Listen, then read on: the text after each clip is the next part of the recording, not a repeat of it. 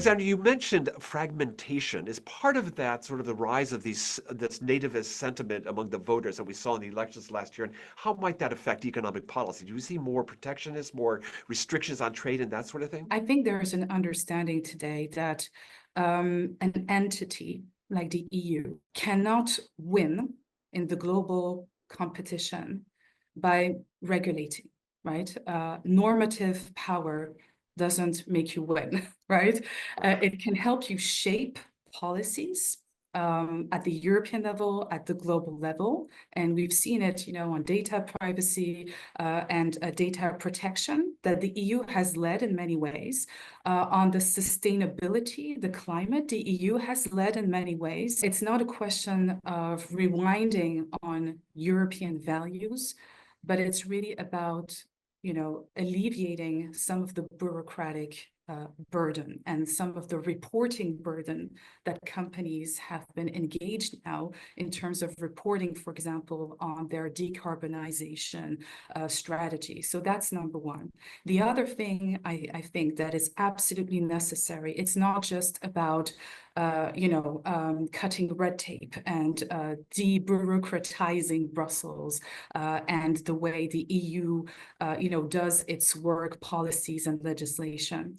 I think what is profoundly missing today in Brussels is a much deeper, much more strategic reflection on the role of the EU in the world. There is a very critical need to update some of the thought processes, some of the mindsets, right, that the EU has been used to be in these past couple of 30, 40 years.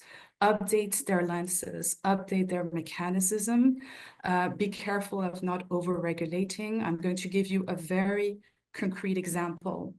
BioNTech, probably Europe's most spectacularly successful business upstart, decided to move its cancer vaccine research to post-Brexit UK, right? For the reasons that I've just mentioned. And so we have come in Europe to a terrible paradox where it's better to do business outside of the EU rather than inside of the EU. And so if the European Commission, von der Leyen #2, is truly serious about this so-called competitiveness compass, it will have to address the issues very quickly and very forcefully. And I'll end up by saying, again, for me, there are 3 pillars that will make the EU a successful player in the global competition. And these are the 3 pillars